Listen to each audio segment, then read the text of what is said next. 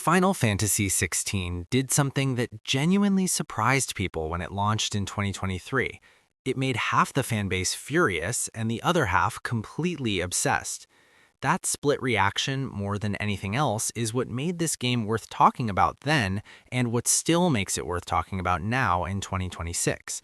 A game that divides people that cleanly is rarely boring, and whatever you think about where Final Fantasy XVI lands as a game, boring is the one thing it absolutely is not. Coming back to this game 3 years after launch gives you a perspective you simply cannot have when you are in the middle of day one hype.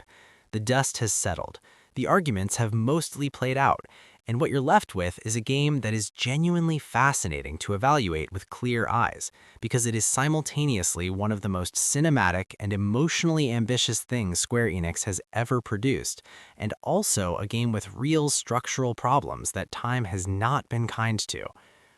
Let me start where the game starts, with the world. Valisthea is built around mother crystals, massive formations that provide magical energy called aether to the nations surrounding them. The people who can summon and control the power of icons, which are basically this game's version of the classic Final Fantasy summons, are called dominants. And bearers, people born with smaller magical abilities, are treated as less than human across most of the world. Slaves, property. The game does not shy away from that. Within the first hour, the world has already shown you its cruelty in ways that feel genuinely uncomfortable. That is intentional, and it works. The main character is Clive Rosefield. He is the firstborn son of the Archduke of Rosaria, and his story spans decades. You see him at 16, then in his mid-20s, then later still. That aging arc across the full game gives the story a weight that most JRPGs never bother attempting. Clive is not a chirpy teenager discovering the world. He is a man who has survived things that would break most people, and the game constantly asks you to feel that. The voice acting from Ben Starr in the English version is exceptional. Not just good for a video game, genuinely good by any standard. There is one specific scene roughly halfway through the story where Clive breaks down in a way that very few video game protagonists ever have, and it lands completely because the performance earns it. The supporting cast around Clive is where things get more interesting and more uneven. Jill, the female lead, is deeply written in the first half and then frustratingly sidelined in the second. That is not a minor issue because her relationship with Clive is supposed to be one of the emotional cores of the game. Sid, who you meet early on, is one of the best versions of that character in the entire franchise. He has charisma, depth, and a clear ideology that actually shapes the story around him. The villain, Barnabas, is intellectually compelling, but his motivations require so much lore digging to fully understand that many players finish the game without really grasping what he was actually after. That is a writing problem, not a player problem. Now, here's where a lot of the real debate lives. The combat system in Final Fantasy XVI is an action game, not action RPG, action game. Square Enix brought in the combat director from Devil May Cry, and it shows immediately. You have a basic attack string, a dodge, a magic burst called Torgal that you can charge and combo into, and a set of icon abilities you unlock and equip as you progress. The moment-to-moment fighting is fast, fluid, and visually spectacular in a way that very few games match. The icon battles, the massive set-piece fights between summons, are genuinely some of the most cinematic sequences ever put in a video game. The fight against Titan is a specific moment that multiple players have called one of the most impressive things they have ever seen in gaming, and having played it, that reaction makes complete sense. But here's the honest problem. The enemy variety in the regular game is not deep enough to sustain the combat system across a full playthrough. You learn the dodge timing early, you settle into an icon loadout that works, and then you repeat that against different-looking enemies for 30 hours. The combat has a high ceiling for players who want to push it, and the harder difficulty added in a later update addressed some of this, but the base experience on normal difficulty asks very little of the player mechanically after the first 10 hours. That gap between how good the system could be and how often the game actually challenges you to use it properly is real, and it affects the overall feeling of the game. The RPG systems are the most controversial part of Final Fantasy XVI, and probably the thing that divided long-term fans the most sharply. There is no party management. There are no character stats to build in meaningful ways.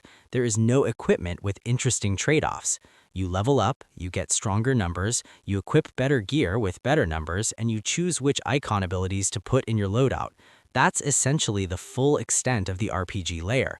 For players who grew up on Final Fantasy Tactics, Final Fantasy X, or the older numbered entries, this felt like a fundamental betrayal of what the series stood for. That feeling was valid. This is not a deep RPG. It's a story-driven action game that happens to wear a Final Fantasy name.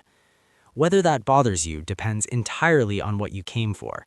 If you came for the story, the world, the music, and the spectacle, Final Fantasy XVI delivers in ways that will genuinely move you. If you came for mechanical depth, a complex skill tree, meaningful party dynamics, or turn-based strategy, you'll find a beautiful but somewhat hollow shell where those systems should be. The world design reflects this split personality too. Valisthea is richly detailed visually. The different nations each have distinct architecture, color palettes, and cultural identities. The art direction throughout is genuinely excellent, and in 2026, the game still looks remarkable. Locations like Stonehire and the later areas of the game hold up beautifully, but the world is not open in a way that rewards exploration. There's a hub area that expands over time, and then there are individual mission zones that are large corridors rather than open environments. The side quests tied to the hub area, which unlock over the course of the game, add meaningful story context and character development that you'll miss if you skip them. Some of the best writing in the entire game is buried in optional quests that many players ignored because the quest markers look unimportant. Masayoshi Soken composed the soundtrack, and he delivered something that deserves to be talked about completely separately from everything else in this review. The music in Final Fantasy XVI is extraordinary. The battle themes, the emotional piano pieces, the sweeping orchestral moments during the icon fights, all of it sits at a level that makes the game feel bigger and more important than it sometimes earns through its gameplay alone. My War is one of the finest pieces of video game music from the entire decade. That is not a small thing to say, and it is not said lightly. From a technical standpoint, the game launched with performance issues on PS5 that required patches to properly address. The performance mode ran at inconsistent frame rates in demanding areas. 3 years later, patched versions run significantly better, and playing it now on current hardware is a noticeably smoother experience than at launch. The loading times are essentially gone. The game was clearly designed around hardware that it sometimes struggled to run on, and the improvements over time have been meaningful. Replay value is limited, and that's an honest assessment. The New Game Plus mode adds harder enemies and lets you keep your abilities, but the story beats are fixed, the world doesn't change, and the lack of meaningful choice consequences means a second run is largely the same experience as the first.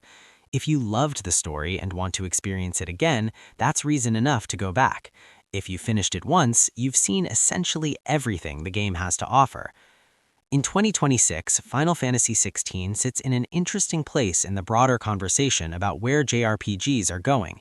It proved that Square Enix could produce a genuinely mature, emotionally serious narrative within this franchise.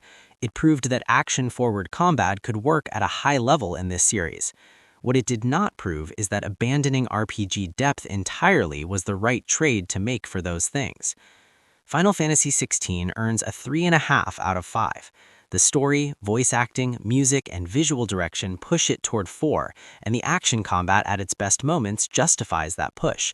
But the shallow RPG systems, uneven enemy design, and the way certain key characters are handled in the second half pull it back.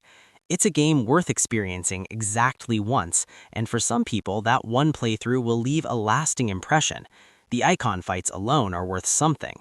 The ending, which many people felt was both slow and too rushed simultaneously, is still being debated in forums right now, which means it clearly hit something real. For a franchise that's been reinventing itself every entry for 40 decades, Final Fantasy XVI is a fascinating and imperfect step in a direction that had not been fully tried before. Whether it was the right direction is a question the next numbered entry will either answer or avoid entirely. If this breakdown helped you decide whether to play it or gave you a new angle on a game you already finished, hit the like button. Subscribe if you want more of these long-form retrospectives where the hype is gone and the honest take is all that's left. Share this with someone who's been sitting on the fence about Final Fantasy XVI for the past 3 years, and drop a comment telling me what you thought of the ending, because that conversation is still worth having.